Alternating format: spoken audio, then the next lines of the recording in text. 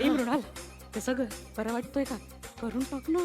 50 तोळे सोनं आहे, ड्युप्लेक्स घर आहे, डोंबिवली गावी जागा आहे, 175 घरांची मतं आहेत. बोल फॉर्म भरून टाका. ताई हा फॉर्म मी आधी भरलाय. काय रे? माझा उमेदवार ठरलाय. कधी?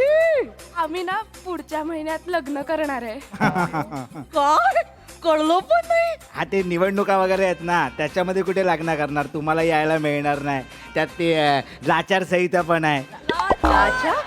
आई लाचार संहिता बोलणाऱ्याला पण मिळाली का मुलगी? आई तूच बघ, असं बोलणाऱ्यांनाच मुलगी मिळते. तुला कळतंय का?